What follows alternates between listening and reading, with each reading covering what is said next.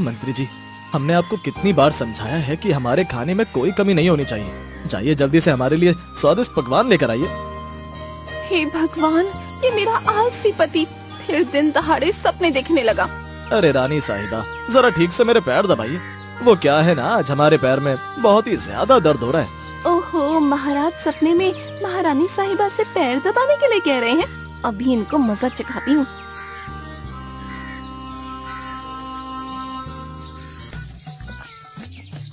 और फिर राधा मोहन के ऊपर एक बाल्टी पानी डाल देती है और वो धड़ाम से जमीन पर गिर जाता है।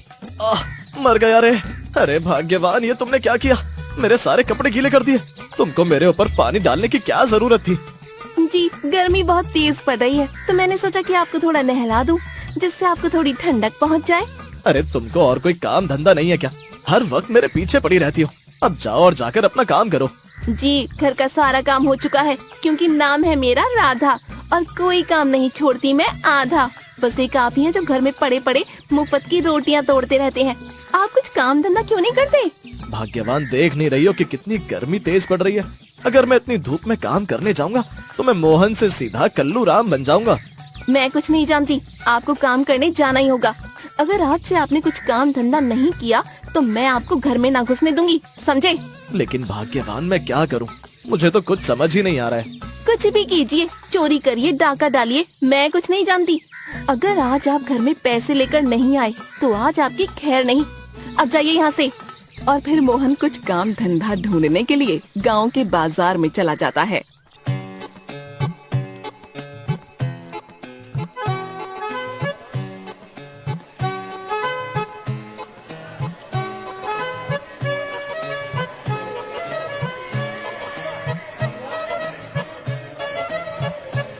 अरे वाह, आज तो पूरा बाजार खचाखच भरा हुआ है। आज तो कोई ना कोई व्यक्ति मुझे काम दे ही देगा। एक काम करता हूँ, उस फल वाले के पास जाता हूँ। इतना कहकर मोहन काम मांगने के लिए एक फल वाले के पास पहुँच जाता है।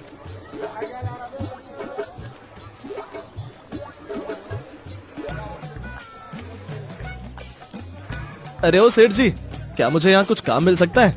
नहीं भाई, तुम्हारे लायक मेरे पास कोई काम नहीं है। तुम यहाँ से जा सकते हो। अरे सेठ जी, एक बार मुझे काम पर रख कर तो देखिए। आपके देखते ही देखते सारे फल बिक जाएंगे। यहाँ मैं फल बेचने में बहुत ही ज्यादा माहिर हूँ। अच्छा, अगर ऐसा है तो ठीक है, तुम मेरे यहाँ काम कर सकते हो। एक काम करो, तुम यहाँ फल बेचो, तब तक मैं बाकी के बचे हुए फल घर से लेकर आता हूँ। ठीक है सेठ जी, जब तक आप घर से आएंगे तब तक आपके सारे फल बिक जाएंगे। हाँ। और फिर वो सेठ बाकी के बचे हुए फल लेने अपने घर चला जाता है। अब मैं सेठ जी को दिखाता हूँ कि मोहन क्या चीज है। एक ही झटके में सेठ जी के सारे फल बेच दूंगा। अरे आओ भाई आओ, सस्ते दामों में स्वादिष्ट स्वादिष्ट फल ले जाओ। सभी फलों का दाम केवल 20 रुपए किलो है। अरे वाह, केवल 20 रुपए किलो। मुझे ये सुनहरा अवसर नहीं गंवाना चाहिए। मैं तुरंत ही इस व्यक्ति से 5 किलो फल खरीद लेता हूँ।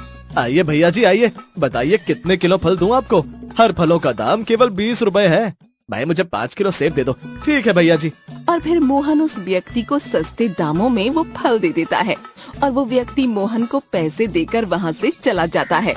सस्ते दाम होने की वजह से मोहन की दुकान के सारे फल बिक जाते हैं।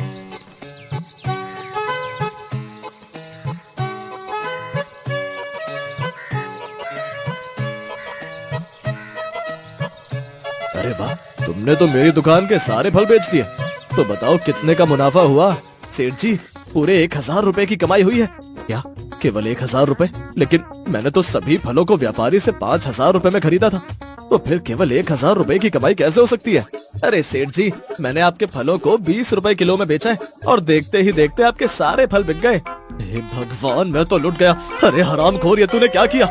सभी फलों का दाम 100 रुपए से ज्यादा का था और तूने केवल 20 रुपए में बेच दिया। सेठ जी, मुझे माफ कर दीजिए, लेकिन इसमें मेरी कोई गलती नहीं। आपने मुझे बताया ही नहीं था कि फलों का दाम 100 रुपए किलो है। अबे ढक्कन की औलाद, चला जा यहाँ से, वरना मुझसे बुरा कोई नहीं होगा।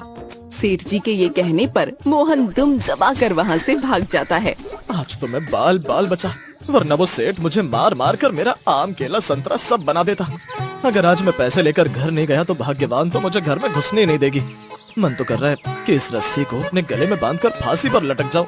मोहन ये कह ही रहा होता है कि तभी उसकी नजर एक आइसक्रीम वाले पर पड़ती है और वो आइसक्रीम वाला कोई और नहीं बल्कि मोहन का पुराना दोस्त चंदू था। आइसक्रीम ले लो, स्वादिष्ट स्वादिष्ट आइसक्रीम। चंदू की आइसक्रीम खाएं और गर्मियों से राहत पाएं। आइसक्रीम ले लो, स्वादिष्ट स्वादिष्ट आइसक्रीम। चंदू की आवाज सुनकर आसपास के सभी लोग चंदू के पास आइसक्रीम खाने के लिए आ जाते हैं और कुछ ही देर में चंदू की सारी आइसक्रीम बिक जाती है और ये सब दूर खड़े होकर मोहन देख लेता है। ओहो, इस चंदू के बच्चे ने कुछ ही देर में सारी आइसक्रीम बेच दी। इसे तो आज बहुत ही अच्छा मुनाफा हुआ होगा। लेकिन अगर मैं इससे ये आइसक्रीम की गाड़ी छीन लूं, तो मेरी तो बल्ले बल्ले हो जाएगी। आज तो मेरी सारी आइसक्रीम बिक गई। अब मुझे घर चलना चाहिए क्योंकि मुझे कल के लिए आइसक्रीम भी बनानी होगी। अरे चंदू, कहाँ जा रहा है? अपने दोस्त मोहन को आइसक्रीम नहीं खिलाएगा? अरे मोहन, तू यहाँ कब आया? बस अभी, जब तू लोगों को आइसक्रीम बेच रहा था। लाभ, जल्दी से मुझे ठंडी ठंडी आइसक्रीम खिला दे भाई। माफ करना मोहन, मैं तुझे आइसक्रीम नहीं खिला सकता क्योंकि सारी आइसक्रीम खत्म हो चुकी है। मैं तुझे कल आइसक्रीम जरूर खिलाऊंगा। कोई बात नहीं चंदू, तू कल मुझे आइसक्रीम खिला देना। ठीक है मोहन, अब मैं चलता हूँ, मुझे कल के लिए आइसक्रीम भी बनानी है।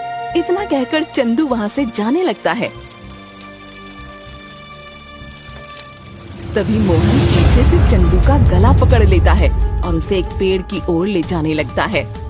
अरे मोहन, ये तू क्या कर रहा है? छोड़ मुझे, मुझे दर्द हो रहा है। माफ करना चंदू, अब तेरी जगह आइसक्रीम मैं बेचूंगा और अच्छा मुनाफा कमाऊंगा।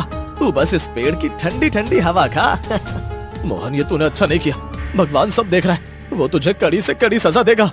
और फिर मोहन चंदू को एक पेड़ से बांधकर उसकी गाड़ी को लेकर वहाँ से भाग जाता है। अरे भाग्यवान, तनिक बाहर तो आओ, देखो तो मैं क्या लेकर आया हूँ। अरे क्या हुआ जी, क्यों इतना शोर मचा रहे हैं? अरे आप ये आइसक्रीम की गाड़ी कहाँ से उठा लाए? भाग्यवान, मैंने एक व्यक्ति से कुछ पैसे उधार लेकर ये गाड़ी खरीदी है। अब तुम रोज आइसक्रीम बनाना और मैं बाजार जाकर आइसक्रीम बेचूंगा। अरे वाह, ये तो बहुत ही अच्छा उपाय है। और वैसे भी गर्मी के मौसम में आइसक्रीम खाना सभी को पसंद है। अब भाग्यवान को कौन समझाए कि ये गाड़ी मेरी नहीं बल्कि चंदू की है। कुछ देर बाद रात हो जाती है।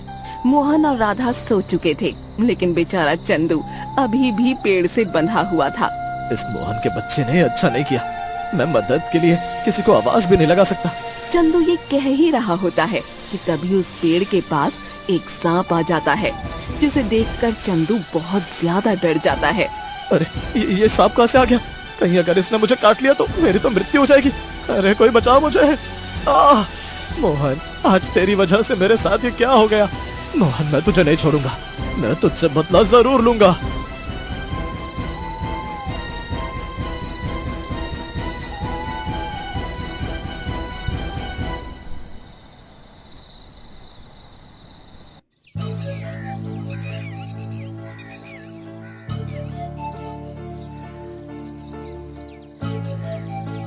अरे साहब जी, ये व्यक्ति तो पेड़ से बंधा हुआ है, हमें इसकी मदद करनी होगी।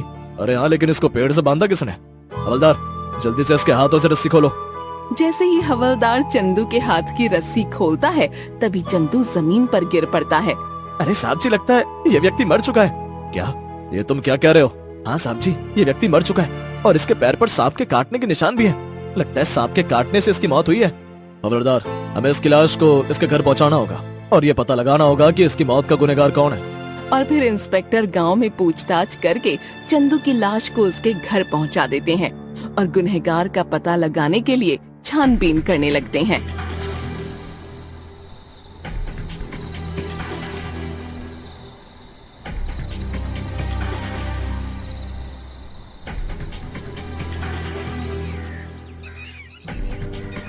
अरे भाग्यवान, मुझे आइसक्रीम बेचने जाना है। तुमने अभी तक आइसक्रीम बनाई कि नहीं? जी, आइसक्रीम तो कब की बन चुकी है, क्योंकि मेरा नाम है राधा। कोई काम नहीं छोड़ती मैं आधा। चलो अब ये दांत निकालना बंद करो और इन सभी आइसक्रीम को मेरी गाड़ी में रख दो। और फिर मोहन उन सभी आइसक्रीम को अपनी गाड़ी में रखकर उन्हें बेचने के लिए बाजार चला जाता है।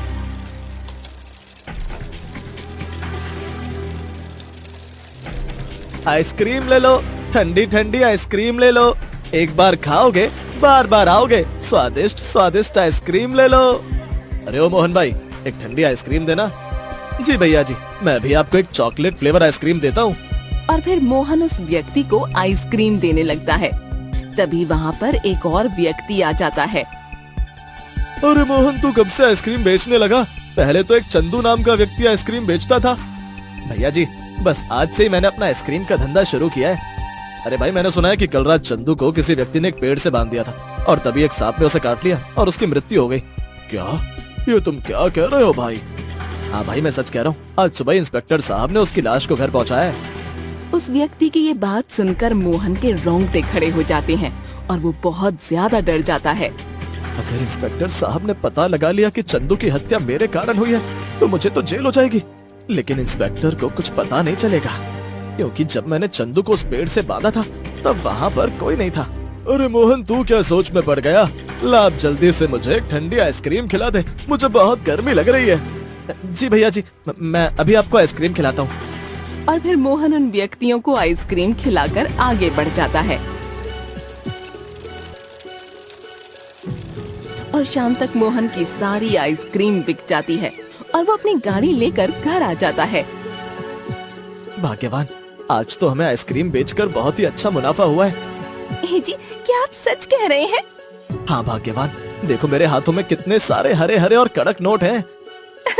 हे जी, कल मैं और ज्यादा आइसक्रीम बनाऊंगी जिससे हमारा मुनाफा दुगना हो जाएगा। अच्छा ही हुआ जो वो चंदू मर गया। अगर वो ना मरता तो मुझे इतना अच्छा मुनाफा कभी नहीं हो पाता। ए जी, क्या सोच में पड़ गए? कहीं आपके दिमाग में अभी से अमीरों वाले ख्याल तो नहीं आने लगे?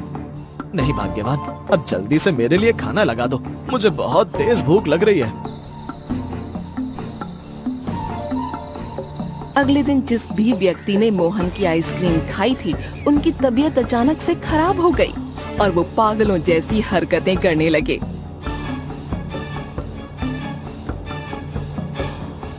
प्रणाम मुखिया जी, गजब हो गया। अरे भाई, क्या गजब हो गया? जरा मुझे भी तो बताओ। मुखिया जी, हमारे गांव के कुछ लोग पागल हो चुके हैं और वो पागलों जैसी हरकत कर रहे हैं। क्या? लेकिन ये कैसे हो सकता है? पता नहीं मुखिया जी, लेकिन जिस भी व्यक्ति ने कल मोहन के पास की आइसक्रीम खाई थी, केवल वही व्यक्ति पागलों जैसी हरकत कर रहे हैं। अरे, ये तो बड़ा ही गंभीर विषय है। हमें मोहन की शिकायत लेकर इंस्पेक्टर साहब के पास जाना होगा। और फिर मुखिया मोहन की शिकायत लेकर पुलिस स्टेशन पहुंच जाते हैं। इंस्पेक्टर साहब, कुछ करिए, हमारा गांव खतरे में है। अरे अब क्या हो गया मुखिया जी? इंस्पेक्टर साहब, मैंने सुना है कि हमारे गांव के कुछ लोग पागल हो गए और वो पागलों जैसी हरकतें कर रहे हैं। क्या? ये आप क्या कह रहे हैं मुखिया जी? अभी तो चंदू का गुनहगार पकड़ना बाकी है और ऊपर से ये दूसरी मुसीबत आ गई। इंस्पेक्टर साहब, मुझे लगता है कि ये सब मोहन का किया धरा है, क्योंकि जिस भी व्यक्ति ने कल मोहन की आइसक्रीम खाई थी, केवल वही व्यक्ति पागल हुए हैं। अच्छा, तो ये मांझरा है। मुखिया जी, हमें उस मोहन के घर चलना चाहिए। अब वही होगा दूध का दूध और पानी का पानी। इतना कहकर इंस्पेक्टर साहब और मुखिया जी मोहन के घर पहुंच जाते हैं। अरे मोहन, कहाँ है तू? जल्दी बाहर आ। अरे इंस्पेक्टर साहब और मुखिया जी, आप इस वक्त यहाँ? कहिए, क्या काम है? भाई मोहन, मुखिया जी का कहना है कि कल सुबह जिस भी व्यक्ति ने तेरी बनाई हुई आइसक्रीम खाई थी, वो पागलों जैसी हरकतें कर रहे हैं। सच सच बता कि तूने आखिर उन आइसक्रीम में मिलाया क्या था? अरे इंस्पेक्टर साहब, आप ये सब क्या कह रहे हैं? मैंने तो आइसक्रीम में कुछ भी नहीं मिलाया और आइसक्रीम तो मेरी पत्नी राधा बनाती है। अगर आपको विश्वास न हो तो आप उससे पूछ लीजिए। हाँ इंस्पेक्टर साहब, मेरे पति सही कह रहे हैं, हमने आइसक्रीम में कुछ न मिलाया था। राधा ये कह ही रही होती है कि तभी मुखिया जी की नजर मोहन की आइसक्रीम वाली गाड़ी पर पड़ती है। अरे मोहन, ये आइसक्रीम की गाड़ी तो चंदू की है, लेकिन ये आइसक्रीम की गाड़ी तेरे पास कहाँ से आई? इंस्पेक्टर साहब, मुझे दाल में कुछ काला लगता है। क्यों बे मोहन, बताओ गाड़ी तेरे पास कहाँ से आई? सच सच बता, आखिर माजरा क्या है, वरना मैं तुझे हमेशा के लिए जेल में डाल दूंगा। जेल का नाम सुनकर मोहन बहुत डर जाता है और वो एक तोते की तरह पटर पटर सारा सच उगल देता है। इंस्पेक्टर साहब, मुझे माफ कर दीजिए, मैं आपको सब सच बताता हूँ। मैंने देखा कि चंदू आइसक्रीम बेचकर बहुत पैसे कमा रहा है, तो मैंने उसे पकड़कर एक पेड़ से बांध दिया और उसके मुंह में एक कपड़ा डाल दिया ताकि उसकी आवाज कोई सुन ना सके। लेकिन रात को उसको एक सांप ने काट लिया और उसकी वहीं पर मृत्यु हो गई। अच्छा, तो चंदू को मारने के पीछे तेरा याद था। मोहन, ये तूने अच्छा नहीं किया। जी, आप तो कह रहे थे कि आपने ये गाड़ी किसी से पैसे उधार लेकर ली है। मैं नहीं जानती थी कि आप ऐसी घिनौनी हरकत करेंगे। ऊपर वाला आपको कभी माफ नहीं करेगा। इंस्पेक्टर साहब, चंदू का गुनहगार तो पकड़ा गया, लेकिन लोगों के पागल होने के पीछे की क्या वजह है, ये बात मुझे अभी तक समझ में नहीं आई। मुखिया जी ये कह ही रहे होते हैं कि तभी बहुत जोरों की आंधी चलने लगती है और एक भयंकर रोशनी के साथ चंदू की आत्मा सभी के सामने आ जाती है, जिसे देखकर सब लोग डर जाते हैं। अरे चंदू, तू यहाँ कैसे? लोगों के पागल होने के पीछे मेरा ही हाथ है। इस मोहन का सच सबके सामने लाने के लिए मुझे ये सब करना पड़ा। और मोहन सुन, चाहता तो मैं तुझे उसी दिन मार देता जिस दिन मेरी मृत्यु हुई थी, लेकिन मुझे मुक्ति चाहिए थी और तेरा सच सबके सामने लाना था, इसलिए मैंने तुझे छोड़ दिया था। इंस्पेक्टर साहब, गिरफ्तार कर लीजिए इस मोहन को और इसको कड़ी से कड़ी सजा दीजिए। चंदू, तू बिल्कुल भी चिंता मत कर, मैं इस मोहन को ऐसी सजा दूंगा कि वो जिंदगी भर याद रखेगा। तुझे मुक्ति मिलकर रहेगी चंदू। और फिर इंस्पेक्टर साहब मोहन को पकड़कर जेल ले जाते हैं और कुछ दिनों बाद मोहन को फांसी दे दी जाती है, जिससे चंदू की आत्मा को मुक्ति मिल जाती है और गांव में हुए सभी पागल लोग ठीक हो जाते हैं।